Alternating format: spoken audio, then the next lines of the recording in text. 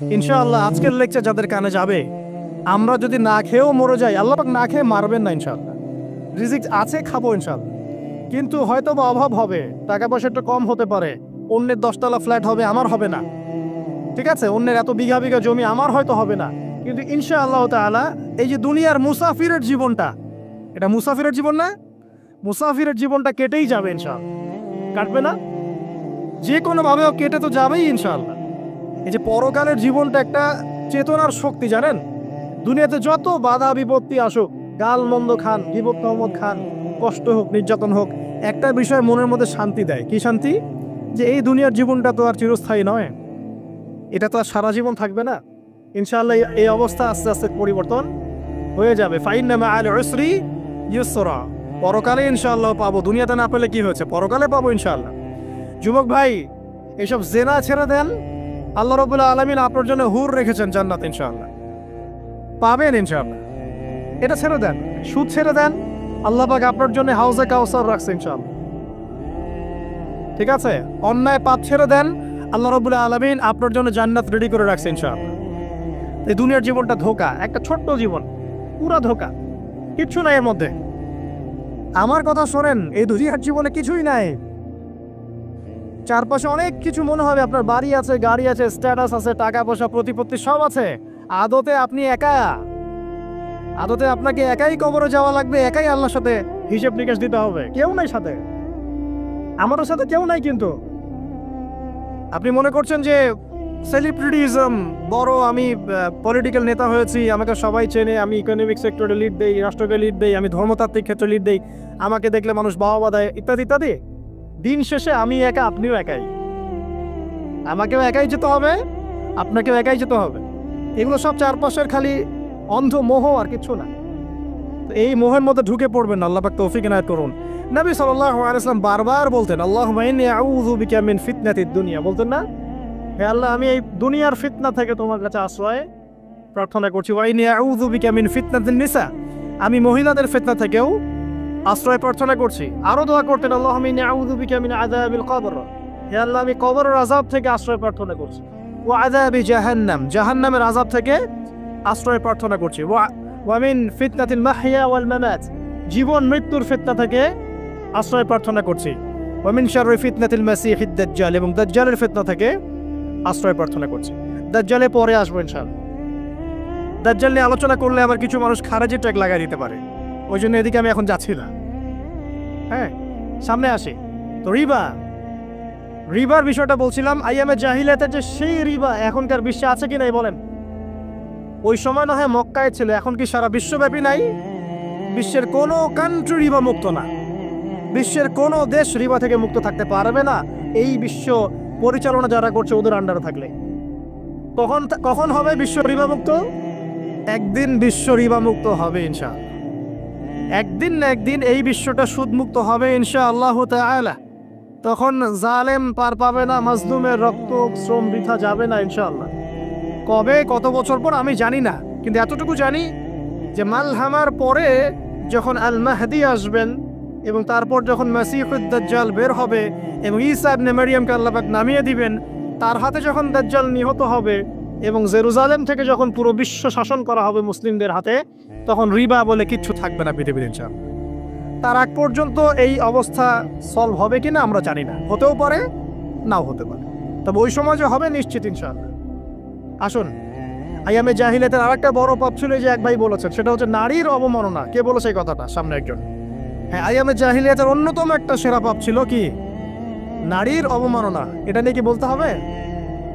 এখন ধর্মের মধ্যেও আমরা নারীদেরকে অবমাননা করছি। বহু নামাজি ব্যক্তি আছে আমাদের মধ্যে, দেখবেন বোনের সম্পত্তি দেয় নাই, মেয়েকে শিক্ষিত করতে চাচ্ছেন না। কেন চাচ্ছেন না? ওর কি অধিকার নাই শিক্ষার? আপনি কি জানেন যে আয়েশা রাদিয়াল্লাহু আনহার কাছে বহু সাহাবী হাদিসের তালিম নিয়েছেন, বহু হাদিস শিখিয়েছেন কে? মা আয়েশা রাদিয়াল্লাহু আনহা। তো তিনি যদি শিক্ষিত না হতেন, শেখাতে পারতেন? তো মেয়েদের শিক্ষার দরকার আছে না? হ্যাঁ, কি বিষয় দরকার? তাদের উপযুক্ত পরিবেশ নিশ্চিত করতে হবে, নিরাপত্তা, পর্দা, এগুলো নিশ্চিত করতে হবে। তারপরে মেয়েদেরকে আপনি অবশ্যই শিক্ষিত করবেন। ঘরের কোণে বসে রাখতে কে বলেছে? আপনি নিরাপদ পরিবেশ দেন, পর্দা দেন, তারা মাদ্রাসা যাবে, পড়াশোনা করবে। ঠিক আছে? আল্লাহ পাক আমাদের মা বোনদেরকে শিক্ষিত করার তৌফিক দান করুন, আমিন। ভালো ভালো কোয়ালিটি সম্পন্ন মহিলা মাদ্রাসা গড়ে তোলেন। আর মেয়েরা যদি শিক্ষিত না হয় তাহলে আমাদের বাড়ির বউরা শিক্ষিত হবে না। আর বউ শিক্ষিত না হলে আপনি একা শিক্ষিত হয়ে লাভ নাই। তখন ওই যে বললাম টর্চার সেল, ওই টর্চার সেলে ঢুকতে হবে আর কি। কথা বুঝতে পারছেন না? আগে বিয়ে শাদী করেন, বুঝবেন ইনশাআল্লাহ। আর যারা করেছেন তারা অলরেডি হাসছে যে মিটমিট করে দেন। ঠিক আছে? আচ্ছা, সামনে আসেন। দেখেন মেয়েদের অবমাননা কিভাবে দেখাবো। সবচেয়ে বড় অবমাননা হচ্ছে ওদের দেহটাকে আমরা এখন পণ্য বানিয়েছি। এই যে পর্নোগ্রাফি দেখেন, এই মেয়েগুলোর ইজ্জতের কোনো দাম নাই। মানে তাদের দেহটাকে একটা ব্যবসার সামগ্রী বানানো হয়েছে। এবং আমি একটা লেকচার দিয়েছিলাম ঢাকায়, নীল দর্পণ, দেখবেন অনলাইনে আছে। ওখানে আমি স্ট্যাটিস্টিক দেখিয়েছি যে সারা বিশ্বে এই যে আমেরিকায় শুধুমাত্র $12 বিলিয়ন ব্যবসা করে পর্ন দিয়ে। এটা একটা ব্যবসা, একটা ইন্ডাস্ট্রি। যেমন ফিল্ম ইন্ডাস্ট্রি আছে, তারপরে গানের ইন্ডাস্ট্রি আছে না, এরকম একটা ইন্ডাস্ট্রি হচ্ছে এই পর্ন ইন্ডাস্ট্রি। এখানে সবাই অ্যাক্ট্রেস, এরা হচ্ছে অভিনেতা অভিনেত্রী। এখানে যা দেখানো হয় এগুলো কিন্তু রিয়েল না, বাস্তব না, সব ফেক। বুঝতে পারছেন না কথা? এগুলো অভিনয়, এগুলো ফেক।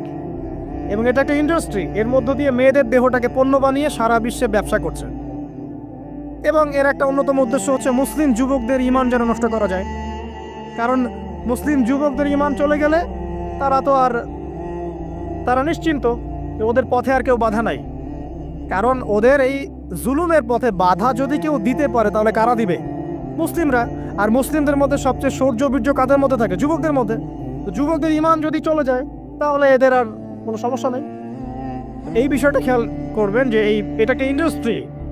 সো এখানে আমরা মেয়েদের দেহটাকে আমরা কি বানিয়েছি? পণ্য বানিয়ে দিয়েছি। আর এখন তো চলছে কাপড় খোলার সংস্কৃতি। প্রত্যেকটা সেক্টরে আপনি গিয়ে দেখবেন মেয়েদের ইজ্জত, সম্মান, আব্রুটাকে উন্মুক্ত করে এটাকে দিয়ে আমরা বিজনেস করছি আর কি। এটা একটা বিজনেস। এখানে সমাধান কি? সমাধান আয়েশা রাদিয়াল্লাহু আনহা। সমাধান ফাতিমা রাদিয়াল্লাহু আনহা। সমাধান খাদিজা রাদিয়াল্লাহু আনহা। আমাদের মা, আমাদের বোন, আমাদের স্ত্রীদেরকে তাদের মতো করে মানুষ করতে হবে, গড়ে তুলতে হবে ইনশাআল্লাহ। দেখবেন নারীর সত্যিকারের সম্মান নিশ্চিত হবে ইনশাআল্লাহ। ইসলাম কি কখনো বলেছে যে মেয়েরা কাজ করতে পারবে না, পড়াশোনা করতে পারবে না ইত্যাদি? এই নাস্তিকরা তো ঠুনকো যুক্তি দিয়ে আক্রমণ করে। কে বলেছে? সমস্যা এমন ইসলামিক স্টেট আছে যেখানে একটা স্টুডিও, মনে করে স্টুডিও, ছবি তোলা হয়, কথার কথা, সেখানে সব কর্মী মহিলা, কোনো পুরুষ নাই।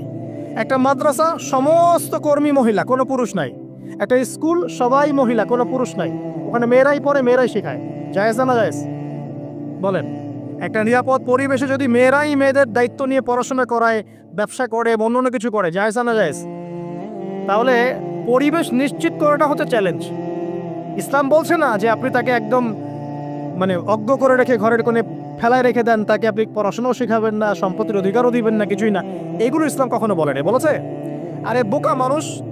রাসূলুল্লাহ সাল্লাল্লাহু আলাইহি ওয়াসাল্লামের সময় তো মহিলা সাহাবীরা উহুদের যুদ্ধ করেছে। কি শুনলেন? রাসূল সাল্লাল্লাহু আলাইহি ওয়াসাল্লামের সময় মহিলা সাহাবী উহুদের যুদ্ধও করেছে। উহুদের যুদ্ধের নাম শুনেছেন? ওখানে মহিলা সাহাবীও ছিল, তীরন্দাজ। তাহলে মহিলারা কি করে নাই নবীর যুগে? আর খাদিজা রাদিয়াল্লাহু আনহা যত বড় ব্যবসায়ী ছিলেন, এখন এত বড় ব্যবসায়ী পাবেন? কোনো মেয়ে আছে এত বড় ব্যবসায়ী? উসমান রাদিয়াল্লাহু আনহু যত বড় বিজনেসম্যান ছিলেন, এখন এত বড় বিজনেসম্যান আছে? তো কি ছিল না সেই স্বর্ণযুগে? ওই স্বর্ণযুগের সুন্নতি আমাদেরকে আমল করতে হবে। আল্লাহ পাক তৌফিক এনায়েত করুন, আমিন। প্রিয় মা ও বোনেরা, পর্দা ছাড়বেন না। আপনাদের জন্য 4টা কাজ: স্বামীর আনুগত্য করা, লজ্জাস্থানের হেফাজত করা, আপনার 5 ওয়াক্ত সালাত ঠিকঠাক মতো আদায় করা এবং রমজান মাসে সওম রাখা। নবীজি বলেছেন সাল্লাল্লাহু আলাইহি ওয়াসাল্লাম, জান্নাতের যে কোনো দরজা দিয়ে ইচ্ছা আপনি প্রবেশ করতে পারবেন। আপনার জন্য সহজ। আর স্বামীর আনুগত্য বলতে আমি বুঝাইনি স্বামীর দাসত্ব করতে হবে, এটা বলিনি। এখনকার কিছু ফ্যামিনিস্ট মেয়ে আছে, ওরা আনুগত্য শব্দ মনে হয় যে দাসত্ব মনে হয়। আনুগত্য দাসত্ব এক জিনিস না। আনুগত্য কি? স্বামী কোরআন সুন্নাহর অনুকূলে কোনো কথা বলেছে, আপনি মানবেন। স্বামী বলছে পর্দা করো, তোমাকে ভালোবেসে বলছি তুমি পর্দা করো, তুমি আমার অনেক প্রিয় একজন মানুষ, তুমি বেপর্দায় বাইরে যাবে আর লোকজন দেখবে, কেমন হয়? ঠিক আছে, তোমাকে তো আমিই বিয়ে করেছি, তুমি আমার মানুষ, তোমাকে দেখতে গেল। ঠিক আছে, তো এখন স্বামী ভালো কথা বলেছে, আপনি শুনলেন, এটা আনুগত্য। আর ওই স্বামী যদি বলে আসো তো আমার কলিগরা এসেছে, ওকে খাবার সার্ভ করতে হবে, আসো খাবারটা পরিবেশন করো, এখন আপনি বেপরোয়া হয়ে আপনার স্বামীর কলিগের সামনে খাবার পরিবেশন করতে শুরু করলেন, এটা কি আনুগত্য করতে হবে? এটা তখন আপনি আনুগত্য করবেন না। সিম্পল, কোরআন সুন্নাহর অনুগত কাজে আপনি স্বামীর আনুগত্য করবেন, বিপরীতে গেলে আপনি করবেন না। স্বামীর আনুগত্য মানে স্বামীর দাসত্ব নয়। আর এই হাদিসটা আপনি কেন ভুলে যান যে আল্লাহ রাসূল সাল্লাল্লাহু আলাইহি ওয়াসাল্লাম বলেছেন আল্লাহ ছাড়া যদি কাউকে সেজদা করা যেত, সম্মান বুঝাচ্ছেন, আল্লাহ ছাড়া যদি কাউকে সেজদা করা জায়েজ হতো, আমি মেয়েদেরকে বলতাম যেন স্বামীকে সেজদা করে। কেন? কারণ আপনাকে রেসপন্সিবিলিটি, আপনার খাবার, আপনার ফুড, আপনার শেল্টার, আপনার মানে পুরো দায় দায়িত্ব নিজের হাড় ভাঙা পরিশ্রম দিয়ে, জীবনের ঝুঁকি নিয়ে স্বামী আপনার জন্য করে। সে আপনার সম্মান পাওয়ার যোগ্য তো? সে কি আপনার সম্মান পাওয়ার যোগ্য নয়? আপনি যদি সম্মানের হক আদায় না করতে পারেন তাহলে আপনি অকৃতজ্ঞ। আর অকৃতজ্ঞ মেয়ে কখনো জান্নাতে যাবে? একটা হাদিসে আছে বেশিরভাগ মেয়ে জাহান্নামে যাওয়ার অন্যতম কারণ হচ্ছে তারা স্বামীর সাথে কুফুরি করে। কি করে? আর সারা জীবন স্বামী ভালোবেসে যায়, ভরণ পোষণ দিয়ে যায়, সব চাহিদা পূরণ করে যায়, একদিন দেখবেন কথা কাটাকাটি হয়েছে, ওই দিন বলে বসবে যে তোমার কাছে আমি কিচ্ছু পাই নাই সারা জীবনে। এই যে কুফুরি, এই কারণে তারা জাহান্নামে যেতে পারে বেশি। আল্লাহ হেফাজত করুন। আরেকটা কারণ হচ্ছে যে বেপর্দা। আপনাকে 4টা মূলনীতি ফলো করতে হবে। 1, এমন কোনো পোশাক পরবেন না যে পোশাকটা আটো-সাটো, যেটা পরলে আপনার গায়ের কাঠামো বোঝা যায়। এটা বোরখা হলেও পরা যাবে না। আমি কি বোঝাতে পারছি? ডিজিটাল বোরখা দেখেন নাই? দেখছেন? মাশাআল্লাহ। আর কারা কারা দেখছেন? এদিকে চোখ বেশি যায় না?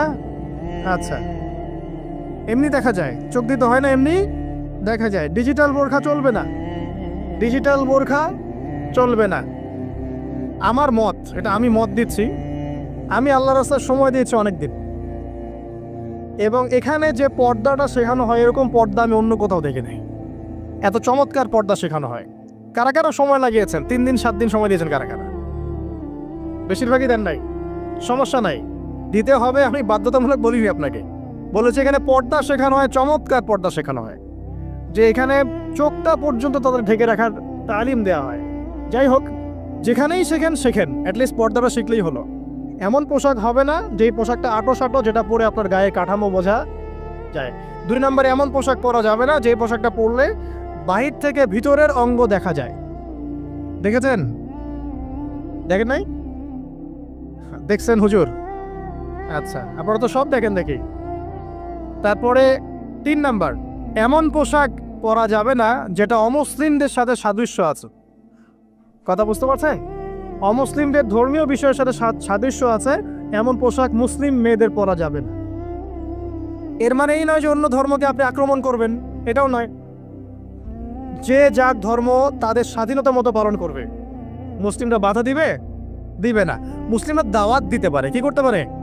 দাওয়াত দিতে পারে যে ভাই, এই যে লা ইলাহা ইল্লাল্লাহর কনসেপ্ট আপনাকে বুঝাচ্ছি, আল্লাহ ছাড়া কোনো মাবুদ নাই, মুহাম্মদ সাল্লাল্লাহু আলাইহি ওয়াসাল্লাম সর্বশেষ রাসূল, এই কোরআন পড়ুন, হাদিস পড়ুন, দেখুন এটাই হচ্ছে মানবতার মুক্তির সনদ। এরপর যদি সে ইসলাম কবুল করে আলহামদুলিল্লাহ, যদি না করে এর হিসাব কে দিবে? সে নিজে দিবে। এর হিসাব কি আমাকে দেওয়া লাগবে? দেওয়া লাগবে না। তো অমুসলিমদের সাথে সাদৃশ্য আছে এমন পোশাক চলবে না। আচার হচ্ছে পুরুষরা মেয়েদের পোশাক পরতে পারবে না, মেয়েরা পুরুষদের পোশাক পরতে পারবে না। জি, আপনাদেরকেই বলছি, আপনারা জিন্স পরতে পারবেন না, মেয়েদেরকে বলছি, এবং টি শার্ট পরতে পারবেন না। আপনারা ওই যে যা ইচ্ছা তাই ড্রেস পরে বলবেন যে 1000 বছরের সভ্যতা সংস্কৃতি, এসব বাজে কথা চলবে না এখানে। এটা 1000 বছরে কোনোদিনও আমাদের দাদা নানিরা এগুলা কখনো পরে নাই। পড়ছে? আপনার দাদি কখনো এরকম পরছিল শাড়ি? তো যে বললো 1000 বছর থেকে পরে আসতেছে নাকি? সুবহানাল্লাহ। তো এখানে বিষয়টা হচ্ছে পুরুষ মেয়ের পোশাক পরতে পারবে না, মেয়ে পুরুষের পোশাক পরতে পারবে না। আমি খুব সংক্ষিপ্ত করে আপনাকে কোরআন সুন্নাহ থেকে 4টা মূলনীতি বলে দিলাম। এই 4টা মূলনীতি কোরআনেও আছে, হাদিসেও আছে।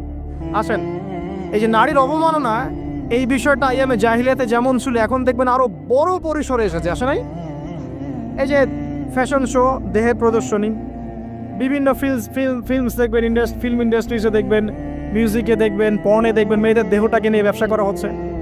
আগে তো না হয় কন্যা সন্তান হলে জীবন্ত পুঁতে ফেলতো নাকি, এখন যদি গর্ভের বাচ্চা মেয়ে জানে অনেকে আগেই মেরে ফেলায়। বোঝেন নাই মনে হয়? অনেকে যদি জানে যে গর্ভে মেয়ে সন্তান আছে আগেই মেরে ফেলায়।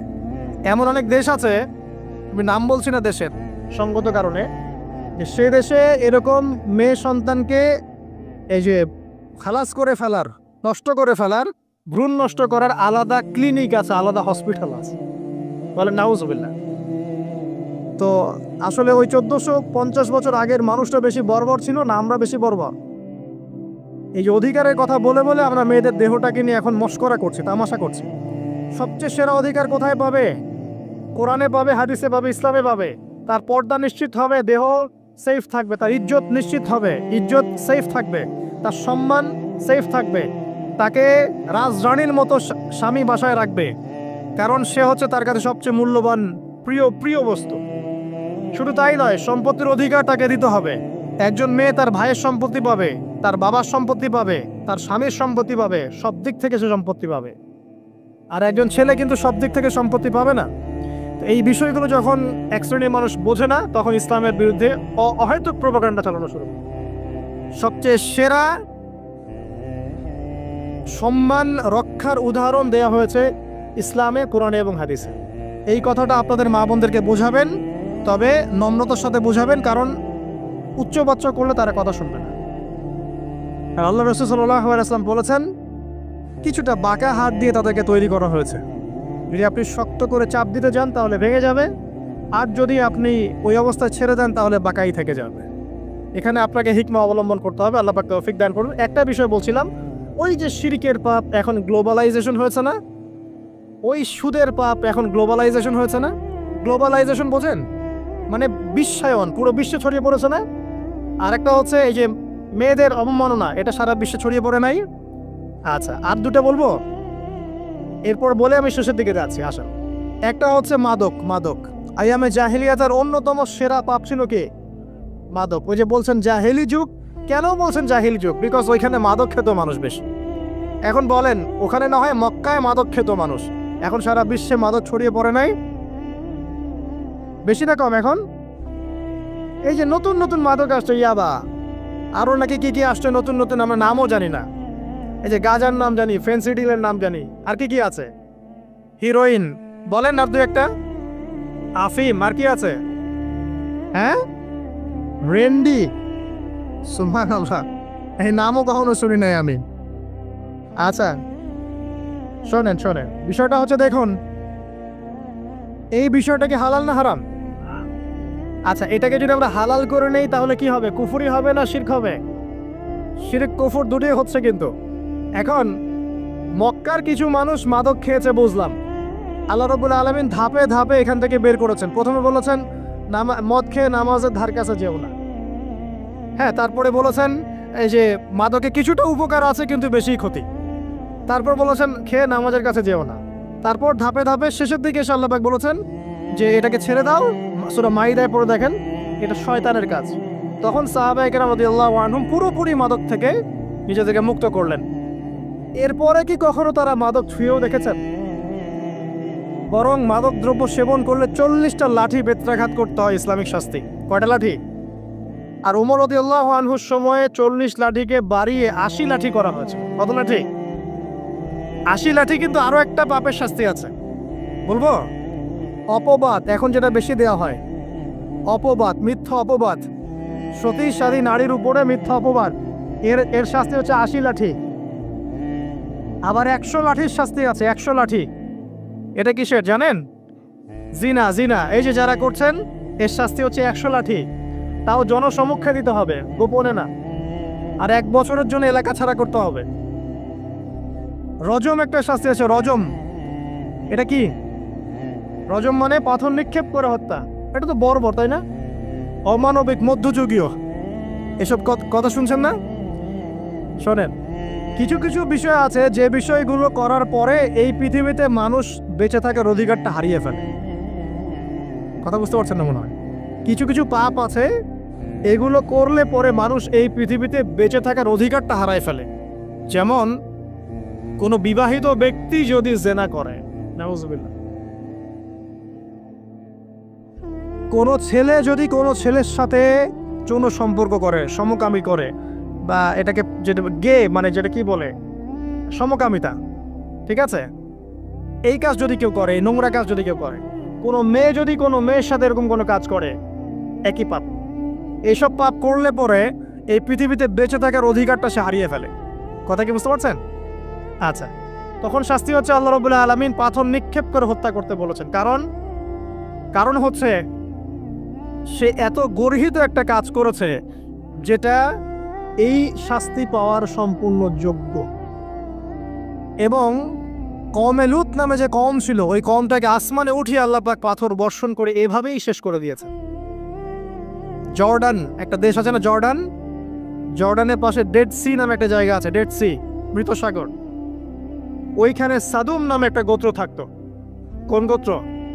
সাদুম। ওই সাদুম গোত্র এরকম সমকামী ছিল। আল্লাহ রাব্বুল আলামিন লূত আলাইহিস সালামকে পাঠিয়েছিলেন, তারা হেদায়েতের বাণী শোনে নাই। আল্লাহ পাক ওদেরকে আসমানে উঠিয়ে পাথর নিক্ষেপ করে উল্টা দিকে দাফন করে দিয়েছে। নাউযুবিল্লাহ।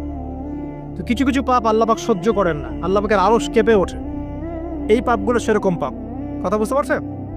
তো এই যে জিনা, পর্নোগ্রাফি, ব্যভিচার, পরকী, এগুলোর মধ্য দিয়ে আমরা নারীর অবমাননা করছি না? এবং ধর্মের মাধ্যমে মাঝে মাঝে করছি, যখন আমরা ধর্মের নামে মেয়েদের অধিকার দিচ্ছি না।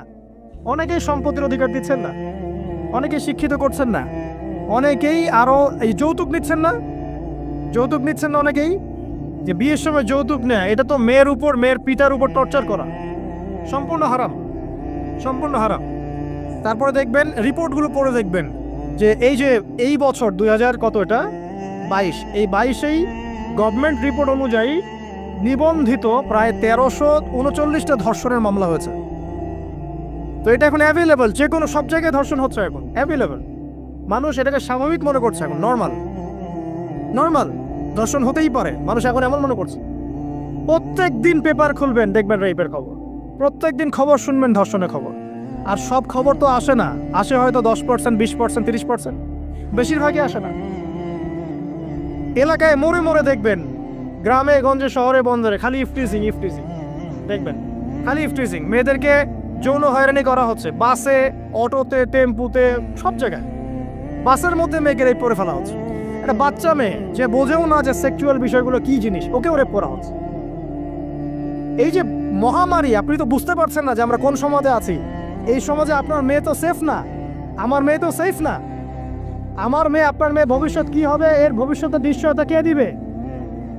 আপনার মেয়ের ইজ্জতের ভবিষ্যতের নিশ্চয়তা কে দিবে? এই নিশ্চয়তা দেওয়ার মতো মানুষ কোথায়, নেতা কোথায়? কারো ঘরের স্ত্রী, কারো ঘরের বোন, কারো ঘরের মেয়ে এখন সেফ না। যে কোনো দিন, যে কোনো জায়গায়, যে কোনো দুর্ঘটনা হতে পারে। বাসে, ট্রাকে, ট্রেনে, অটোতে, সব জায়গায় হতে পারে। আর এগুলোকে আমরা প্রমোট করছি, এখন নগ্নতাকে প্রমোট করছি, পর্নকে প্রমোট করছি। এই নগ্নতা, পর্ন, এসব দিয়ে মানুষের মাথাটাকে পুরো জানোয়ার বানিয়ে ফেলা হয়েছে। পর্ন দেখাতে দেখাতে ছেলেদের মাথাটাকে জানোয়ার, পশু বানিয়ে ফেলা হয়েছে। এরা এখন বোঝে না যে মেয়ে কি জিনিস, মা কি জিনিস, বোন কি জিনিস, তাও বোঝে না। ভাই বোনের সাথে জেনা করেছে, চাচাতো বোন চাচাতো ভাইয়ের সাথে জেনা করছে, চাচাতো ভাই ফুফাতো বোনের সাথে জেনা করছে। রংপুরের খবর শুনলাম যে মায়ের সাথে ছেলেও জেনা করেছে। এগুলো কেন হচ্ছে? এই মহামারী কেন হচ্ছে? কি সমাধান দিবে? সমাধান ইসলামে ছিল, আমরা নেই নাই। সমাধান হচ্ছে, প্রথম সমাধান অশ্লীলতার মহামারী বন্ধ করতে হবে। পর্নোগ্রাফির সমস্ত সাইটগুলো বন্ধ করে ফেলতে হবে। আজকের নিউজ দেখেছি আমি, এটা আমি ধন্যবাদ জানাই বাংলাদেশ গভর্নমেন্টের, যে তথ্য প্রযুক্তির যে সেন্টার আছে, প্রায় 26,000 পর্ন সাইট তারা বন্ধ করে দিয়েছে, আলহামদুলিল্লাহ। তো কথা বললে তো কাজ হবে, কথা না বললে কাজ হবে কিভাবে? 26,000 পর্ন সাইট তারা বন্ধ করে দিয়েছে। যখন সমাজের মানুষ পর্ন দেখতে দেখতে পশু হয়ে গেছে, আপনি বাইরে এই যে আলখাল্লা টুপি দাড়ি পরে ঘুরলে লাভ আছে? ভিতর থেকে তো আপনি পশু। দেখবেন মসজিদ ইমাম সাহেব নামাজ পড়তে এসেছে, বাসায় পর্ন দেখে আসছে, নামাজে কোনো মনোযোগ নাই। দেখবেন টাপাটাপ নামাজ পড়ছে, কোনো মনোযোগই নাই, পর্ন দেখে। ইমানের আলোচনা করবেন, খুব লাফালাফি করলো, 2 দিন পর দেখবেন কোনো খবর নাই, পর্ন দেখতে দেখতে ভিতরটা শেষ, ড্যামেজ। পর্নোগ্রাফিতে যে একবার আসক্ত হয়েছে, তার মধ্যে ইমানের কোনো তেজই থাকবে না, কোনো তেজ থাকবে না। এখন আলেম জালেম সবার ফোনে দেখবেন পর্ন চলে আসতেছে, কেউ দেখতে না চাইলেও তাকে দেখতে বাধ্য করা হচ্ছে। ফেসবুকে ঢুকবেন, নগ্ন দৃশ্য। এই নগ্নতা দিয়ে, এই পর্নোগ্রাফি দিয়ে, এই যে মিডিয়ার মধ্য দিয়ে প্রমোটিংটা দিয়ে ব্যভিচার ছড়িয়ে দেয়া, জেনা ছড়িয়ে দেয়া, অশ্লীলতা ছড়িয়ে দেয়া, পরকীয়া ছড়িয়ে দেয়া, এর মধ্য দিয়ে নারীর সম্মান, দেহ, ইজ্জতকে আমরা এখন রাস্তার সাথে মিশিয়ে দিয়েছি। কিসের অধিকারের কথা বলছে? কিসের নারী অধিকারের কথা বলছে? খালি ডিগ্রি সার্টিফিকেট অর্জন করতে পারলেই অধিকার হয়? আমার তো ইজ্জতই ঠিক থাকলো না, আমার অধিকার কোথায় থাকলো? একটা সার্টিফিকেট অর্জন করার জন্য কলেজের মেয়েদেরকে বড় বড় নেতার বেডরুমে ঢুকানো হচ্ছে, দেখেন নাই?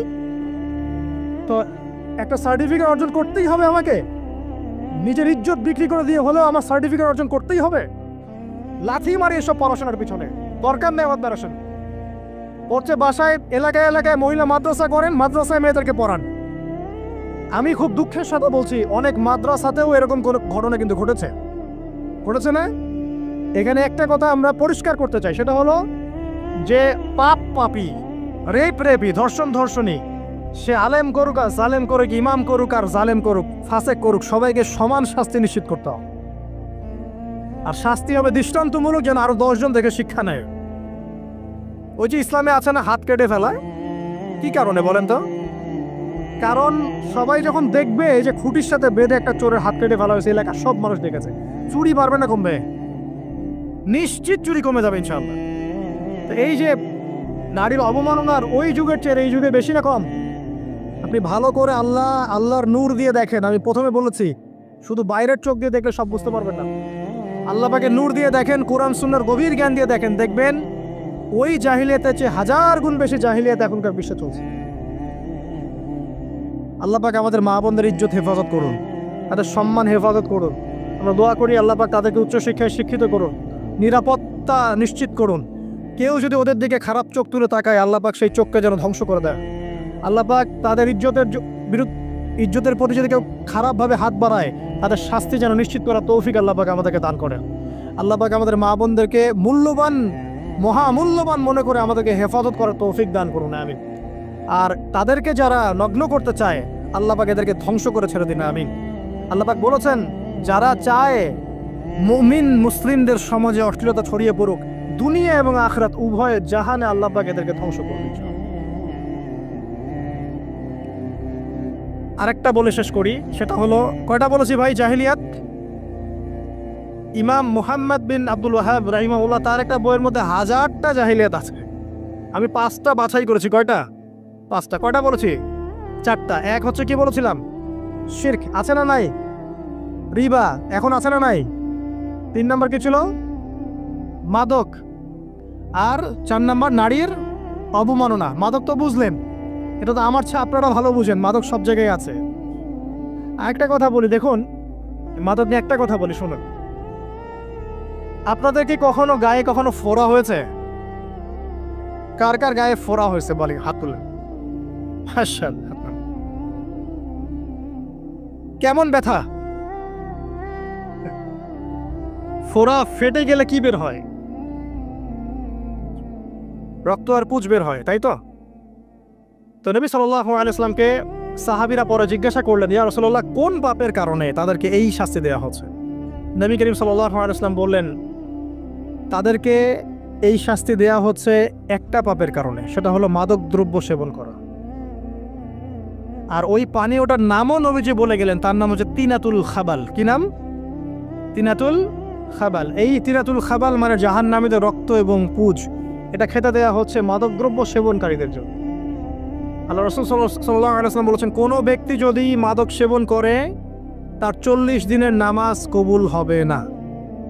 সে যদি আবার তওবা করে ফিরে আসে, আল্লাহ পাক মাফ করে দিবেন ইনশাআল্লাহ। যদি আবারও মাদক খায়, আবার 40 দিনের নামাজ কবুল হবে না। তারপর যদি আবার তওবা করে, আবার আল্লাহ মাফ করে দিবেন ইনশাআল্লাহ। তারপর যদি আবার মাদক খায়, আবার 40 দিনের নামাজ কবুল হবে না। তারপর যদি আবার তওবা করে, আবার আল্লাহ মাফ করে দিবেন। তারপরে যদি আবার মাদক খায়, তখন আল্লাহ রাব্বুল আলামিন তাকে তিনাতুল খাবাল পান করাবে। প্রিয় ভাইরা, আপনারা মুসলিম না? আমরা মুসলিম না? মুসলিম যুবকদের সবচেয়ে সেরা অস্ত্র হচ্ছে ঈমান এবং নৈতিকতা। অন্যরা জাহিলিয়াতের স্রোতে ভেসে যাক, মুসলিম তরুণরা কখনো জাহিলিয়াতে যাবে না ইনশাআল্লাহ। আমার সাথে ওয়াদা করেন যে কোনো প্রকার মাদক দ্রব্যের সাথে সংশ্লিষ্ট থাকবেন না। একটা সিগারেটেও কখনো টান দিবেন না। কারণ সিগারেটটা কি? সিগারেট আপনাকে আস্তে আস্তে অন্য মাদকের দিকে নিয়ে যাবে। সিগারেট খাওয়া শিখেছিস, এখন গাঁজাও খা। গাঁজা খাওয়া শিখলে এখন ওটা খা এই করতে থাকে। এক পর্যায়ে আপনি এখান থেকে আর বের হতে পারবেন না। এখানে আপনার দেহের ক্ষতি, আপনার মস্তিষ্কের ক্ষতি, আপনার পরিবারের ক্ষতি। এমন আপনি যদি পরবর্তীতে গিয়ে পরিবার গঠন করতে চান, আপনি সুখী পরিবারও গঠন করতে পারবেন না, কারণ ভিতর থেকে আপনি নিজেকে শেষ করে ফেলেছেন। দুইটা ভয়ঙ্কর পাপের কথা বলে দেই। এই দুইটা পাপে যারা আসক্ত হয়ে আছে, তারা তওবা করে ফিরে আসলে পরেও সারা জীবন তাদেরকে এটা সাফার করতে হবে। কথা বুঝতে পারছেন না? তওবা করে ফিরে এসেছেন মনে করে, তারপরেও আপনাকে সারা জীবন এই পাপের ফলটা ভোগ করতে হবে। এক, মাদকদ্রব্য। দীর্ঘদিন সেবন করেছেন, তওবা করেছেন, ফিরে এসেছেন, আল্লাহ হয়তো মাফ করে দিয়েছেন, আল্লাহ পাক মাফ করে দিয়েছেন, বাট আপনি আপনার দেহের যে ক্ষতিটা করে ফেলেছেন এটা পোষাতে পারবেন না। এক নাম্বার। দুই, তখন আপনি যদি বিয়ে করেন, আপনি স্ত্রীকে সন্তুষ্ট করতে পারবেন না। হ্যাঁ। দুই নাম্বার হচ্ছে এই যে গোপনে যুবকরা যে পাপটা করে, মাস্টারবেশন, যেটাকে আমরা বলি হস্তমৈথুন। এই পাপ যেসব যুবকরা করছে বা করে, এবং অ্যাভেলেবেল এই পাপটা সবাই করে, কারণ এখন পর্নের যুগ। পর্ন দেখলে তো আর কোনো উপায় নাই, তখন তো এই পথেই যেতে হচ্ছে, নিজের উপরে নিজেকে জুলুম করতে হচ্ছে। যারা হস্তমৈথুনে অভ্যস্ত হয়ে গেছে, এরা যদি তওবা করে ফিরেও আসে, শরীরের যে ক্ষতিটা হয়েছে এটা পূরণ হবে না কখন। দেখেন, আমার মতো বয়সে, আমার চেয়ে প্রায় 10 বছর বয়স আগেই তারেক বিন জিয়াদ স্পেন জয় করেছিল। আমার যে বয়স এখন চলছে 30 পার হয়ে গেছে, এর চেয়ে আরও প্রায় 10 বছর আগে মুহাম্মদ বিন কাসিম এই সিন্ধু জয় করেছিল। এখন যে ইসলাম আপনি ভোগ করছেন, এটা তাদের ফল, তাদের এই জিহাদের ফল। তো এখন আমাদের এই যে 20 বছর 30 বছরের যুব সমাজের দিকে তাকায় দেখেন, একবার তাকায় দেখেন, চেহারাগুলো একটু দেখেন, চেহারা দেখেন, এক একটা চেহারা দেখেন, চেহারায় নূর নাই, নষ্ট হয়ে গেছে, নামাজ নাই, চোখগুলো বসে যাচ্ছে, কারণ সারা রাত জেগে থাকছে। ওই যে টিকটক টিকটক টিকটক সারা রাত, হ্যাঁ, সারা রাত ফোনে, সারা রাত গল্প গুজব। রাত্রেবেলা দেখবেন, রাত্রেবেলা শহর যেন জীবিত হচ্ছে। রাত্রেবেলা ক্যারাম খেলে, রাত্রে লুডু খেলে, রাত্রে এটা করে, রাত্রে সে, সারাদিন ঘুম, সারাটা দিন ঘুম। আপনি কি জানেন সারা রাত কে জেগে থাকে? সারা রাত কে ঘুমায় আর সারা দিন কে জেগে থাকে? সারা রাত জেগে থাকে কুকুর, এবং সারাদিন ঘুমায় কুকুর।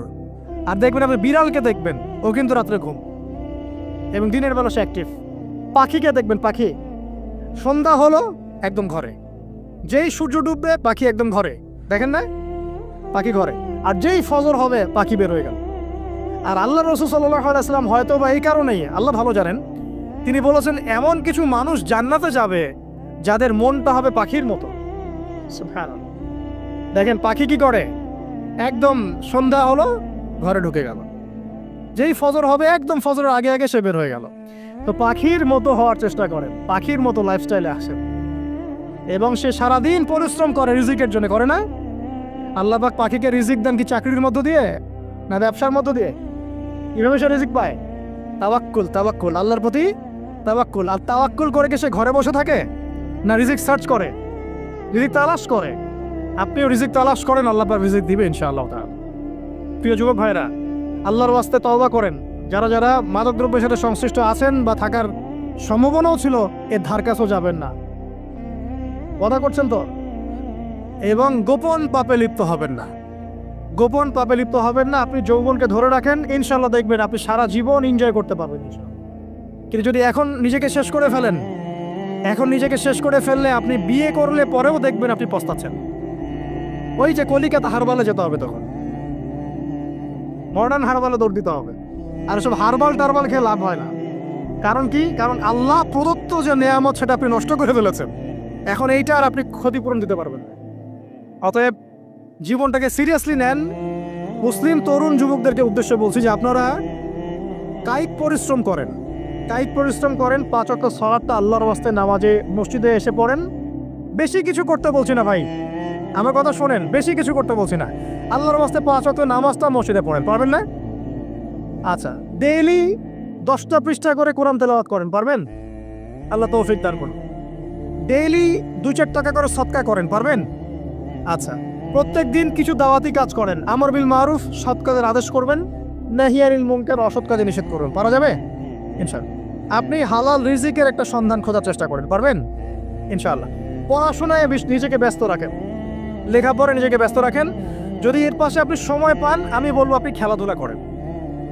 যদি সময় কিছু বের করতে পারেন, কায়িক কিছু পরিশ্রম করেন, প্রয়োজনে কিছু কসরত করেন, জিম করেন, খেলাধুলা করেন, তারপরেও পর্নে যায় না, তারপরেও গার্লফ্রেন্ডের পিছনে সময় নষ্ট করেন না, তারপরেও যে টিকটক, ফেসবুক, ইউটিউব নিয়ে পড়ে থাকেন, ওগুলোর চেয়ে খেলাধুলা করা অনেক ভালো আছে। অ্যাটলিস্ট আপনি ফিজিক্যালি ফিট থাকবেন। অনেকে বলতে পারে যে এটা না করলে হয়, এটা বাজে কাজ, সময় নষ্ট। আমি মনে করি এখনকার যুবকরা যেসব পথে সময় নষ্ট করছে, এর চাইতে অ্যাটলিস্ট খেলাধুলা করলে ভালো ছিল। একটা সময় ছিল না, আজকে থেকে 10 বছর আগে প্রচুর খেলা হতো না? ক্রিকেট হতো, ফুটবল হতো, এই ব্যাডমিন্টন হতো শীতকালে, তাই না? খেলার লিপ্ত থাকলে কিন্তু আমাদের মধ্যে একটা হৃদ্যতা, একটা বন্ড তৈরি হতো, একটা বন্ড। আমরা অনেক টুর্নামেন্ট খেলতাম না? এখন দেখবেন কিচ্ছু নাই, সব বন্ধ, খালি ফোন, সারাদিন কি ফোন। এটা আরও কি ডেঞ্জারাস না? এভাবে তাদের ফিজিক্যাল বডিটা নষ্ট হচ্ছে, মেন্টাল স্ট্রেংথটাও নষ্ট হচ্ছে। এর চেয়ে বরং তারা যদি কোনো কসরত করে, এটা অনেক ভালো হবে। এটা আমার মত, এটা আমি কোরআন সুন্নাহ থেকে কোনো কথা বলছি না। আল্লাহ পাক বোঝার তৌফিক দেখ। শেষ কথা হলো যে আইয়ামে জাহিলিয়াতের আরেকটা নির্মম বর্বরতা ছিল হচ্ছে গোত্রীয় দ্বন্দ্ব। কি ছিল? গোত্রীয় দ্বন্দ্ব। এটা দিয়ে আমি শেষ করছি। সেটা হলো কেমন গোত্রীয় দ্বন্দ্ব? মনে করেন একটা গোত্রের নাম বনু তামিম, একটার নাম বনু হানিফা, একটার নাম হচ্ছে বনু কোরাইজা, একটার নাম হচ্ছে মনে করেন বনু মখজুম, আর একটা হচ্ছে বনু আদি। এরকম অনেক গোত্র ছিল। এই গোত্রগুলোর মধ্যে আপোষে দ্বন্দ্ব চলত, খুব সামান্য কারণে তারা দীর্ঘস্থায়ী যুদ্ধ করত। একটু বোঝার চেষ্টা করেন, খুব সামান্য কারণে তারা লম্বা লম্বা যুদ্ধ করত। একটা উটকে কেন্দ্র করে প্রায় 80 বছর যুদ্ধ হচ্ছে। কত বছর? 80 বছর। এখন আপনাকে বলি, এই যে জাহেলিয়াতের এই যে গোত্রীয় হানাহানি, মারামারি, কাটাকাটি, এটা কি এখন সারা বিশ্বে ছড়িয়ে পড়েছে কি পড়ে নাই? আল্লাহ নূর দিয়ে দেখেন, পড়েছে কি পড়ে নাই? দেশে দেশে হানাহানি বেড়েছে না কমেছে? রাসূলুল্লাহ সাল্লাল্লাহু আলাইহি ওয়াসাল্লাম 23 বছর নবুয়তের জীবনে যতগুলো জিহাদ করেছেন এবং সারিয়া করেছেন, এতে সব মিলে হয়তো 2 থেকে 3 হাজার মানুষও মারা যায় নাই। ঠিক আছে? কিন্তু এখনকার দেখবেন প্রথম বিশ্বযুদ্ধেই কয়েক কোটি মানুষ শেষ, দ্বিতীয় বিশ্বযুদ্ধেই আরও কয়েক কোটি মানুষ শেষ, আর সামনে যে নিউক্লিয়ার যুদ্ধ হতে যাচ্ছে, আল্লাহু আলাম কবে হবে, এবং এটা হইলে যে কি হবে পৃথিবীর অবস্থা আল্লাহই ভালো জানে। এমন নিউক্লিয়ার ওয়েপন্স আছে যেটা আসমানে যদি বিস্ফোরণ ঘটানো হয়, তাহলে ওই দেশের সমস্ত ইলেকট্রনিক জিনিসগুলো নষ্ট হয়ে যাবে। বুঝতে পারেন না এই কথা? বোম মারতে হবে না পৃথিবীতে, মাটিতে বোমটা মারতে হবে না, আসমানে বিস্ফোরণ করে দিবে, তাতে আপনার পুরো দেশের যত ইলেকট্রনিক ডিভাইস আছে সব ড্যামেজ। এটা এই যুগ। ওই হিরোশিমা নাগাসাকির কথা মনে আছে? কি হয়েছিল ওখানে বলেন? 2টা বোম ফেলা হয়েছিল, পারমাণবিক বোমা। কে ফেলেছিল? কে ফেলেছিল? আমেরিকা। আচ্ছা, ওই বোম দুটার নাম কি? হ্যাঁ, এই তো জানেন, লিটল বয় আর ফ্যাটম্যান। ওই 2টা বোম পড়ে যে কোটি কোটি মানুষ মারা গেল, এখন পর্যন্ত জাপানের মানুষ তার তেজস্ক্রিয়তায় ভোগে। এখনকার পারমাণবিক ওয়েপন্সগুলো তার চেয়ে অনেক অনেক অনেক বেশি শক্তিশালী, হাজার লক্ষ গুণ বেশি শক্তিশালী হতে পারে। রাশিয়ার কাছে এমন সুপারসনিক মিসাইলস আছে, নিউক্লিয়ার মিসাইলস, যেগুলো শব্দের গতিবেগের চাইতেও 10 গুণ বেশি যেতে পারে। শব্দের গতিবেগ কত হার্টস বলো? তোমার সায়েন্সে পড়ো নাই? তো এই শব্দের গতিবেগের চাইতেও 10 গুণ 20 গুণ বেশি যেতে পারবে কি একটা মিসাইল। মানে মিসাইল আবার আকাশ প্রতিরক্ষা ব্যবস্থা বলে একটা কথা আছে। আকাশ প্রতিরক্ষা ব্যবস্থায় ওই মিসাইলগুলোকে ডিফেন্ড করে দেওয়া যায়, ধ্বংস করে দেওয়া যায় আকাশেই। ওই প্রতিরক্ষা ব্যবস্থাও ধরতে পারবে না কত জোরে মিসাইল যাচ্ছে। এবং সেই রাশিয়াকে উস্কে দিচ্ছে এখন পশ্চিমারা, ফেলো একটা বোম, ইউক্রেনে একটা বোম ফেলো খালি। ও যদি একটা ফেলেই দেয়, তখন দেখবেন পশ্চিমারা সবাই মিলে আবার যুদ্ধে নেমে যাবে, পুরো ব্যাসাকার হয়ে যেতে পারে। আল্লাহু আলাম, আল্লাহ ভালো জানেন। তবে এটা সময়ের ব্যাপার মাত্র যে বিশ্বে একটা ভয়ঙ্কর প্রলয়কারী কিছু একটা হতে যাচ্ছে। বলবো যে ভবিষ্যৎবাণী করে বেড়াচ্ছে। ভবিষ্যৎবাণী করি নাই, আপনার বর্তমান সম্পর্কে জ্ঞান নাই বলেই বর্তমানকে আপনার ভবিষ্যৎ মনে হয়। বর্তমান সম্পর্কে আপনি অজ্ঞ বলেই বর্তমানের জ্ঞানটাকে আপনার কাছে ভবিষ্যৎ মনে হচ্ছে। বর্তমান সম্পর্কে জ্ঞান অর্জন করেন, দেখবেন সঠিক বুঝতে পারবেন। নিউক্লিয়ার যুদ্ধের দ্বার প্রান্তে তো যেটা বলছিলাম, যে এই যে গোত্রীয় হানাহানি দেখেন ছড়িয়ে পড়েছে, আর এই হানাহানিকে উস্কে দিচ্ছে কারা? এই হানাহানিকে উস্কে দিচ্ছে একটা শ্রেণী, তার নাম জায়নিস্ট মুভমেন্ট। তারা কি চায়? তারা চায় চীনকে তাইওয়ানের সাথে বিরোধ বাঁধিয়ে দিতে। তারা চায় বাংলাদেশের অভ্যন্তরে একটা ফাসাদ লাগিয়ে রাখতে, তারা চায় মিয়ানমারকে দিয়ে বাংলাদেশকে বিজি রাখতেন, তারা চায় ইউক্রেনকে দিয়ে রাশিয়াকে বিজি রাখতে, তারা চায় ইসরায়েলকে দিয়ে প্যালেস্টাইনকে বিজি রাখতে, বিভিন্ন জায়গায় সব সেট করে রাখা হয়েছে আর কি। এবং তার উদ্দেশ্য হচ্ছে পৃথিবী থেকে মানব জাতি কমিয়ে ফেলা, এবং আস্তে আস্তে যেন ওদের যে agenda, they want to rule the world, তারা সারা ওয়ার্ল্ডটাকে রুল করতে চায় এবং ইসলামকে পুরো মুছে ফেলতে চায়। এবং ইসলাম শুধু না, ধর্মতাত্ত্বিক যে কোনো কনসেপ্ট আসলেই ওটাকে মুছে ফেলতে চায়, যে কোনো ধর্মকেই তারা সহ্য করতে পারছে না। তো এই উদ্দেশ্য বাস্তবায়নের জন্য তারা এই কাজগুলো করে বেড়াচ্ছে। আইয়ামে জাহিলিয়াতের সেই যে সুন্নত, ওই যে জাহিলিয়াত এখন সারা বিশ্বে এভাবে ছড়িয়ে পড়েছে। অতএব আপনার চোখ কান খোলা রাখতে হবে।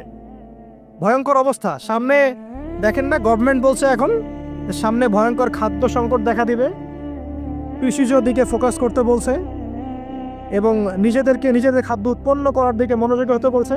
এই কথাগুলো 5 বছর থেকে বলি নাই, তখন তো খারেজি হয়ে গেছিলাম। এখন এই কথাগুলো খোদ আমাদের দেশের প্রাইম মিনিস্টারও বলছেন, আলহামদুলিল্লাহ, তাকেও সেই বুঝ আল্লাহ পাক দান করেছেন। তো এই যে কথাগুলো, এগুলো কোনো অনেক গল্প কাহিনী না। যারা ওয়ার্ল্ড অ্যাফেয়ার্স বোঝেন তারা জানেন যে বিশ্ব এখন একটা ভয়ঙ্কর একটা অবস্থার সম্মুখীন হয়েছে। এটা আপনারা বুঝতে হয়তো দেরি করে ফেলছেন। আল্লাহ পাক আপনাদেরকে বোঝার তৌফিক দান করুন, আমিন। শেষ কথা বলি, ওই দ্বন্দ্বটা কিন্তু দেশ থেকে দেশ ছড়িয়েছে, যেমন ঠিক একইভাবে ধর্মের মধ্যেও ছড়িয়েছে। ধর্মের মধ্যেও আমরা কিন্তু বহু দলে ভাগ হয়ে গেছি। এমনকি মুসলিমদের মধ্যেও আমরা শততা বিভক্ত বিভিন্ন দলে আছে না? এক দল আরেক দলের লোকদেরকে সহ্য করতে পারে না, আরেক দল আরেক দলের ইমামকে সহ্য করতে পারে না, হ্যাঁ, এক সংগঠন আরেক সংগঠনকে সহ্য করতে পারে না। এই যে গোত্রীয় হানাহানির সুন্নত, ওই আইয়ামে জাহিলিয়াতের সুন্নত, এটা এখন মুসলিমদের মধ্যেও ঢুকে পড়েছে। প্রিয় ভাইরা, দেখুন, আমি এক কথায় বোঝাতে চাইলাম যে জাহিলি যুগ আপনি যেটাকে বলছেন, আইয়ামে জাহিলিয়াত যেটাকে বলছেন, যে কারণে বলছেন, ওই কারণগুলো প্রত্যেকটা কারণ এখনকার বিশ্বে মজুদ আছে। শুধুমাত্র স্বল্প পরিসরে না, এখন বড় পরিসরে মজুদ আছে। অতএব আপনাকে যদি আইয়ামে জাহিলিয়াতুল আকবার বলে কোনো বিশ্বকে রিকগনাইজ করতে হয়, তাহলে এখনকার বিশ্বকে করতে হবে। অতএব এই ওয়ার্ল্ড অ্যাফেয়ার্সটাকে বোঝেন, জাহিলিয়াতটাকে বোঝেন। এই জাহিলিয়াত থেকে উত্তরণের জন্যে সমাধান কে দিয়েছিল বলেন? ইসলাম কি সমাধান দেয়নি? ইসলাম সমাধান দিয়েছে, কোরআন সমাধান দিয়েছে। রাসূলুল্লাহ সাল্লাল্লাহু আলাইহি ওয়াসাল্লাম 23 বছরের মধ্যেই সমস্ত জাহিলিয়াতকে দূর করে দিয়েছে, তাই নাই? বলেন, 23 বছর পর কি মক্কায় শিরক ছিল? বলেন, 23 বছর পর কি মক্কায় সুদ ছিল? 23 বছর পর কি মক্কায় জেনা, এই যে আপনার ব্যভিচার, এই যে আপনার মাদক, এই যে গোত্রীয় হানাহানি, নারীর অবমাননা, এগুলো ছিল? তাহলে একজন মহামানব, তিনি 23 বছরের মধ্যেই পুরো সমাজটাকে সংস্কার করে ফেললেন, বুঝলেন না? সেই রাসূল সাল্লাল্লাহু আলাইহি ওয়াসাল্লামের সুন্নত কি মরে গেছে? সেই আল্লাহ কি মরে গেছেন? নাউজুবিল্লাহ। সেই আল্লাহ পাকের নাজিলকৃত কোরআন এবং হাদিস কি মরে গেছে? তাহলে সেই আল্লাহ যদি জীবিত থাকেন, সেই রাসূলের আদর্শ যদি জীবিত থাকে এবং সেই কোরআন যদি এখনও মুসলিমদের হাতে থাকে, তাহলে এখনকার বিশ্বের জাহিলিয়াত আমরা ফেস করতে পারবো না? পারবো না ইনশাল্লাহ? পারবেন ইনশাল্লাহ? কি করবেন তাহলে? মোটা দাগে কয়েকটা কথা বলে শেষ করে দিই। 1 নাম্বার, প্রিয় ভাই, জ্ঞান অর্জন করেন, প্রচুর পড়াশোনা করেন। জ্ঞান অর্জনের ক্ষেত্রে সাম্প্রদায়িক হবেন না, এতটুক নিব না, এর থেকে নিব, ওর থেকে নিব না, এমন হবেন না। জ্ঞান যেখানে পাচ্ছেন নিতে থাকেন, আল্লাহ পাক আপনাকে নূর দিবে ইনশাআল্লাহ। আল্লাহ যখন আপনাকে নূর বা আলো দিবে তার পক্ষ থেকে, আপনি এমন কিছু দেখবেন যা অন্যরা দেখতে পাচ্ছে না। আপনি খিজির হয়ে যাবেন ইনশাআল্লাহ আলাইহিস সালাম। যে মুসা আলাইহিস সালাম বুঝতে পারছেন না কেন নৌকা ফুটা করছে, কেন বাচ্চাকে হত্যা করছে, আর কেন দেয়াল নির্মাণ করছে, কিন্তু খিজির আলাইহিস সালাম বুঝতে পারছেন কেন এগুলো করতে হচ্ছে। 2 নাম্বার, প্রিয় ভাই, আপনার হায়াতটাকে মূল্যায়ন করেন।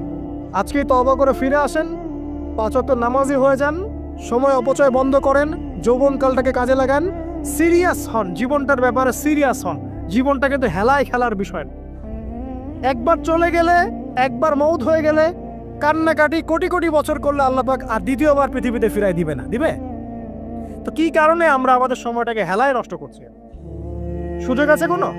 কোনো সুযোগ নাই। যেই কাজের পরকালীন কোনো ফায়দা নাই, সেই কাজে আমি নাই। সোজা কথা বোঝেন? যেই কাজে পরকালের কোনো ফায়দা নাই, সেখানে আমি নাই, এরকম আকীদা রাখবেন। ইলম অর্জন করবেন কেন? পরকালের ফায়দা আছে তাই। নামাজ কেন পড়বেন? পরকালে ফায়দা আছে তাই। প্রেমের সম্পর্ক করব না কেন? পরকালে ফায়দা নাই তাই। এই গান এই মিউজিক শুনবো না কেন? আমি পরকালে কোনো ফায়দা নাই তাই। আমি অহেতুক এসব টিকটকের পিছনে ঘুরবো না কেন? পরকালে কোনো ফায়দা নাই তাই। যে কাজ পরকালে ফায়দা দিবে আমি সেই কাজে আস। পারা যাবে ইনশাল্লাহ। আল্লাহ তৌফিক দান করো। যুবক ভাইদেরকে আমি অনুরোধ করবো যে আপনাদের যৌবনটা আগামী মুসলিম উম্মার ভবিষ্যৎ। এই যে বলে না যে জাতির কাণ্ডারি হবে অমুক তমুক, কেউ জাতির কাণ্ডারি হতে পারবে না। জাতির কাণ্ডারি যদি হতে চায় তাহলে মুসলিম যুবকরাই হতে পারবে ইনশাআল্লাহ। যারা সারাদিন মাদকদ্রব্য সেবন করে এরা জাতিকে কিচ্ছু দিতে পারবে না। যারা সারাদিন হকি স্টিক নিয়ে ঘুরছে আর নির্মমভাবে মানুষকে মারছে এরা জীবনেও জাতিকে কিচ্ছু দিতে পারবে না। ফাসাদ সৃষ্টি করা ছাড়া কিচ্ছু করতে পারবে না। দেশকে, জাতিকে এবং উম্মাকে যদি এগিয়ে নিতে হয় শুধু মুসলিম যুবকরাই পারবে ইনশাআল্লাহ। এবং কারা পারবে? যারা অন্য ধর্মের মানুষ কিন্তু মনটা স্বচ্ছ সৎ, তারাও পারবে। যাদের মনে সততা আছে অন্য ধর্মের হলেও তারা পারবে ইনশাআল্লাহ। যার মনে সততা নাই সে পারবে না। করাপ্টেড, দুর্নীতিপূর্ণ মন নিয়ে কখনো দেশের খেদমত, জাতির খেদমত করা যায় না। বাংলাদেশের সবচেয়ে বড় সমস্যা দুর্নীতি। বাংলাদেশের 1 নম্বর সমস্যা দুর্নীতি। দুর্নীতি যদি না থাকতো আর সমস্ত কালো টাকা যদি সাদা করা যেত, বাংলাদেশের মানুষকে আজকে না খেয়ে মরতে হতো না। সামনের দিনগুলো কঠিন হবে, ভয়াবহ হবে, এটা সবাই বুঝতে পারছে, হয়তো শুধু আপনারা পারছেন না। আল্লাহ পাক আপনাদেরকে বোঝার তৌফিক দান করুন, আমিন। সামনে যান, নিজের জীবনকে কাজে লাগান, যৌবনকে কাজে লাগান, একটা হালাল রিজিক সার্চ করেন। অল্প রিজিকে সন্তুষ্ট হয়ে যান, উচ্চাভিলাষী হবেন না। উচ্চাভিলাষী হওয়ার দরকার নেই, যতটুকু আসছে আলহামদুলিল্লাহ, এটুকুর মধ্যেই সন্তুষ্ট থাকেন, পারবেন ইনশাআল্লাহ।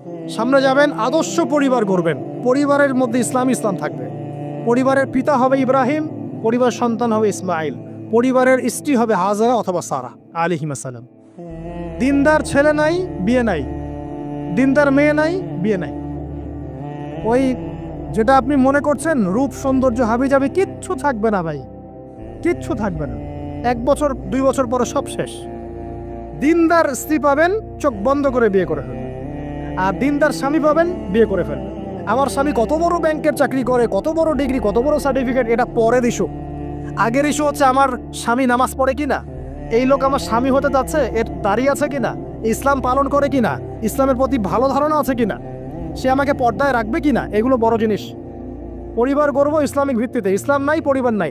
এমনকি পরিবার গড়ার পরেও যদি দেখেন যে পরিবারের সদস্যদেরকে বোঝাতে বোঝাতে আপনি ক্লান্ত হয়ে যাচ্ছে, পরিবারের সদস্যদেরকে দিন বোঝাতে আপনি ক্লান্ত, কিছুতেই দিন বুঝতে চায় না, আপনি আসহাবুল কাহাফ হয়ে যান, তাও ভালো।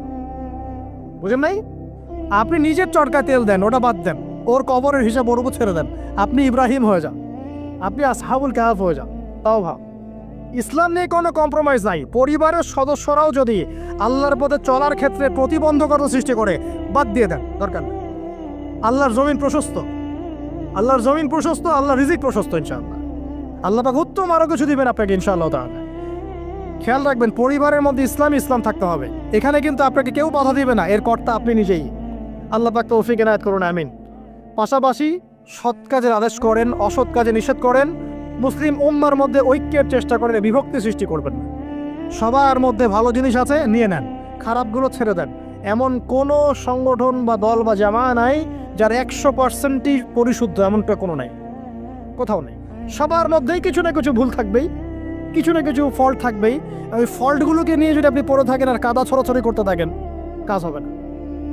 এখন এই যুগটা সেই যুগ না। এটা কি সাহাবীদের যুগ যে চুল ছেঁড়া বিশ্লেষণ করতে হবে? এখন কি খেলাফা কায়েম আছে?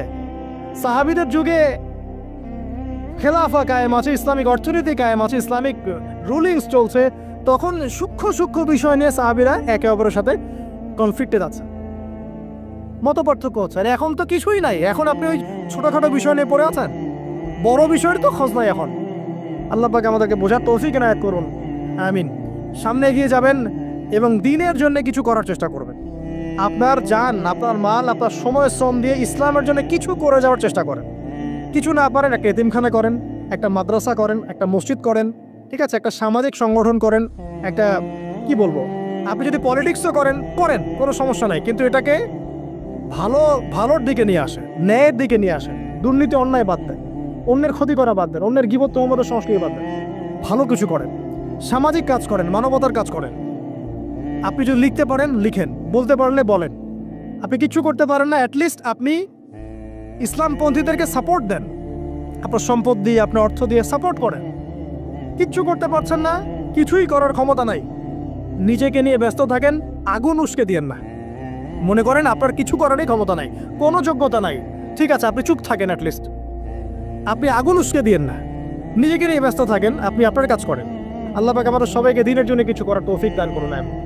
আর সবশেষ কথা হচ্ছে যে বর্তমান অর্থনীতি, সমাজনীতি, বিশ্ব ওয়ার্ল্ড পলিটিক্স এগুলো খুব ভালো করে পড়াশোনা করবেন, করে কোরআন সুন্নাহর সাথে মেলাবেন, আখিরুজ্জামানের হাদিস এবং আয়াতগুলোকে স্টাডি করেন, সমসাময়িক প্রেক্ষাপটের সাথে এই পরিস্থিতিগুলো মেলানোর চেষ্টা করেন, দেখবেন আপনার চোখ আল্লাহ খুলে দেবে ইনশাআল্লাহ। এবং ইনশাআল্লাহ আযজা ওয়া জাল আপনি এমন কিছু সলিউশন যাদের সামনে উপস্থাপন করতে পারবেন যেটা আর 10 জন পারছে না ইনশাআল্লাহ। হে নবী, আপনি বলে দিন, আমার বান্দাদেরকে বলে দিন যে হে আমার বান্দারা, তোমরা যারা তোমাদের নফসের উপরে জুলুম করেছো, সুদীর্ঘকাল নামাজের খবর ছিল না, যাকাত দিইনি, হজ ফরজ হয়েছিল করি নাই, সওম রাখিনি, আল্লাহর দিন এগিয়ে নেওয়ার কোনো চেষ্টাই করি নাই, সুদীর্ঘকাল হারাম খেয়েছেন, ঘুষ খেয়েছেন, জেনা করেছেন, বাদ্যযন্ত্র বাজিয়েছেন, অশ্লীলতা এর মধ্যে ডুবেছিলেন, মাদকদ্রব্য সেবন করেছেন, সুদীর্ঘকাল তোমরা যারা নিজেদের নফসের উপর জুলুম করেছো, লা তাকনাতু মির রাহমাতিল্লাহ, তোমরা আল্লাহ পাকের রহমত থেকে নিরাশ হয়ে যেও না, তোমরা আল্লাহ পাকের রহমত থেকে নিরাশ হয়ে যেও না। ইন্নাল্লাহা ইয়াগফিরু যুনুবা জামিআ, আল্লাহ পাক চাইলে সমস্ত গুনাহ মাফ করতে পারেন। ইন্নাহু হুয়াল গফুরুর রহিম, তিনি হচ্ছেন পরম করুণাময়, অসীম দয়ালু। আমি আলোচনার সামনে নিয়ে যাওয়ার আগে একটা বিষয় বলে রাখতে চাই, এই আলোচনাকে একপাক্ষিকভাবে, একপেশেভাবে বুঝে নেওয়ার কোনো সুযোগ নাই। আল্লাহ পাক যেমন পরম করুণাময়, অসীম দয়ালু, ঠিক একইভাবে আল্লাহ রাব্বুল আলামিন শাদীদুল ইকাব, কঠিন শাস্তিদাতাও বটে। এই দুটো বিষয় মাথায় রেখেই আল্লাহর রহমতের আশাও করতে হবে এবং আল্লাহ পাকের গজবের ভয়ও করতে হবে, এর মাঝখানেই হচ্ছে ঈমান। এই জায়গা থেকে আলোচনা বুঝতে হবে। আল্লাহ পাক তৌফিক এনায়েত করুন, আমিন। আমাদেরকে আল্লাহ রাব্বুল আলামিন তার রহমত থেকে নিরাশ হতে বারণ করছেন। যে যত পাপ করেছে জীবনে, যদি একটা বার কেউ যদি আল্লাহ পাককে মন থেকে ডাকে, চোখ দিয়ে ঝরঝর করে পানি পড়ে, আল্লাহ পাককে বলে, সেজদায় গিয়ে পড়ে আল্লাহকে বলে রব্বিক ফিরলি, আল্লাহ আমাকে মাফ করে দাও, তার মনের মধ্যে যদি সততা থাকে, মন থেকে যদি সেই কথাটা বলে থাকে, আল্লাহ পাক শুধু তাকে ক্ষমাই করবেন না, তার সমস্ত গুনাহগুলোকে আল্লাহ নেকি দিয়ে পরিবর্তন করে দেবেন।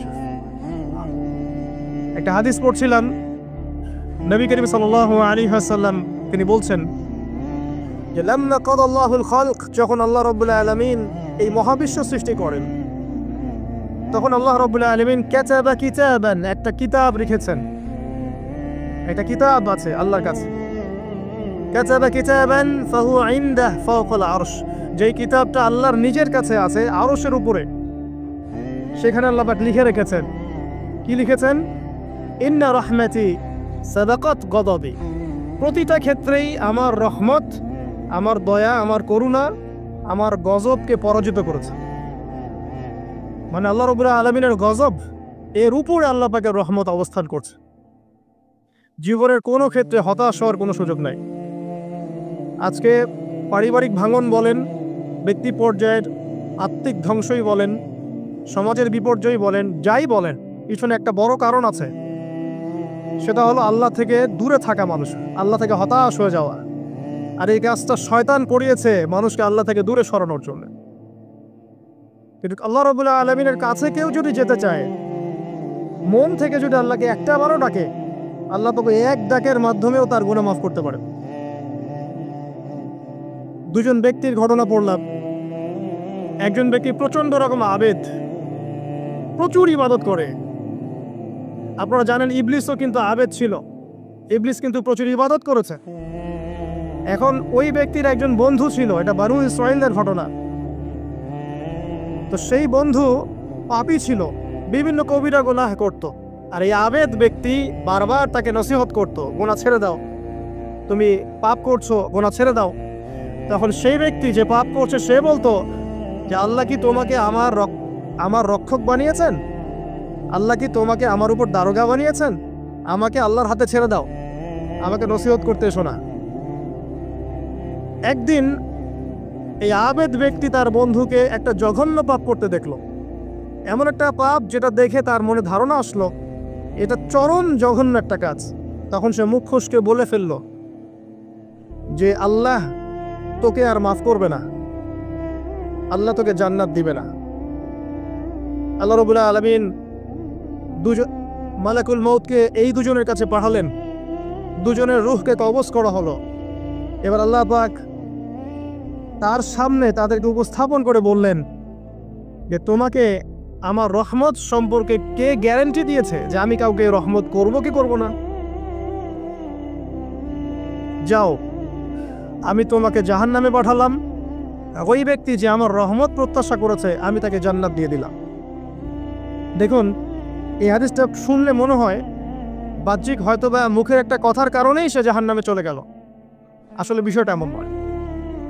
বিষয়টা আমি আপনাকে বোঝাচ্ছি। বিষয়টা হচ্ছে ইবলিসের মতো। ইবলিস কিন্তু শুধু মন থেকেই বলেনি যে খলাকতানি মিন নার ওয়া খলাকতাহু মিন তিন, আমি কেন তাকে সিজদা করব আদমকে? আদম তো মাটির তৈরি আর আমি তো আগুনের তৈরি। এটা ইবলিসের শুধু মৌখিক স্টেটমেন্ট ছিল না, কারণ কি ছিল? আবা ওয়াস্তাকবার, সে উদ্ধত হয়েছিল, অহংকার প্রদর্শন করেছিল। ভিতর থেকে ইন্টারনালি সে অহংকারী ছিল, সে আন্ডার এস্টিমেট করে কথাটা বলেছে, শুধু মৌখিকভাবে বলে নাই। কিন্তু ঠিক এই ব্যক্তির ঘটনা এমনই, সে মন থেকে অহংকারী হয়ে উঠেছিল, যদিও বা সে আবেদ ছিল। এখানে আমরা যারা প্র্যাকটিসিং মুসলিম হওয়ার চেষ্টা করছি আমাদের জন্য এখানে নিদর্শন আছে। অচক্ষ নামাজ পড়েই ভেবে বসবেন না যে অনেক কিছু করে ফেলছে, এক চিল্লা দিয়ে মনে করে ফেলবেন না যে দিনের জন্য অনেক কিছু করে ফেলছে। একটা হজ করেছেন, উমরা করেছেন, সিয়াম রেখেছেন, দিনের জন্য দান সদকা করেছেন, একটা মাদ্রাসা মসজিদ করেছেন, ভেবে বসবেন না আপনি সব অনেক কিছু করে ফেলেছেন এবং অন্যরা সব ককরোচ তেলাপোকা, ওরা জাহান্নামে যাবে, এমনটা মনে করবেন। জানি না আমরা যে কার আমলের কতটুকু আল্লাহর কাছে কবুল হচ্ছে। তো এখানে এই ব্যক্তির সমস্যা ছিল এই, সে নিজের আমলটাকে অনেক ভারী মনে করছিল এবং সে স্টেটমেন্ট দিয়ে ফেললো যে তোকে আল্লাহ পাক মাফ করবে না। এই একটা কথা মন থেকে বলার কারণে তার ইহকাল পরকাল দুটা বরবাদ হয়ে গেল, সে জাহান্নামে চলে গেল। ঠিক আরেক ব্যক্তির ঘটনা আছে এমন, এগুলো সবগুলো রেফারেন্স আছে। এক ব্যক্তি প্রচুর ইবাদত করত, আল্লাহ পাক তার ইবাদত করার জন্যে পাহাড়ের চূড়ায় একটা সুন্দর ব্যবস্থাও করে দিয়েছিলেন, সেখানে ডালিম গাছ হতো, ঝর্ণা আসতো, খাবারের কোনো অভাব নাই। হাদিসে এসেছে 500 বছর সে ইবাদত করেছে। কত বছর? কিয়ামতের মাঠে এই ব্যক্তির অবস্থা এমন হবে, তাকে জান্নাতে প্রবেশ করানোর জন্য নিয়ে যেতে বলা হবে যাও আমার রহমতে জান্নাতে চলে যাও। আল্লাহ পাক তাকে কথাটা বলবেন, কিন্তু এই ব্যক্তি বলবে আমার আমলের কারণে আল্লাহ পাক বলবেন আমার রহমতে জান্নাতে চলে যাও। ব্যক্তি বলবে আমার আমলের কারণে। আল্লাহ রাব্বুল আলামিন তখন তাকে দেওয়া সমস্ত নেয়ামতগুলোকে এক পাল্লায় করবেন আর তার সমস্ত আমলকে আরেক পাল্লায় করবেন। একটা চোখের যে নেয়ামত আল্লাহ পাকের, সমস্ত আমল ও 500 বছরের ইবাদত এতটুকু হয়নি। তারপর তাকে বলা হবে ওকে জাহান্নামে নিয়ে যাও। এবার জাহান্নামে যাওয়ার সময় সে বলবে আল্লাহ তোমার রহমতে আমাকে মাফ করে দাও। তখন আল্লাহ পাক তাকে আবার ডেকে নিয়ে আসবে, বলবেন যে তোমাকে যে আমি ইবাদত করার জায়গা করে দিয়েছিলাম এটা কি তুমি নিজে করেছো না আমি করেছি? সে বলবে আপনি করেছেন। তোমাকে যে আমি সৃষ্টি করেছিলাম তখন কি তুমি কোনো আমল করেছিলে? বলবে না। তাহলে তোমাকে যে সৃষ্টি করেছি আমি, এটা কি তোমার আমলের কারণে?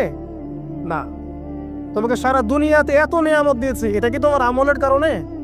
সে বলবে না। তখন তাকে জান্নাতে প্রবেশ করা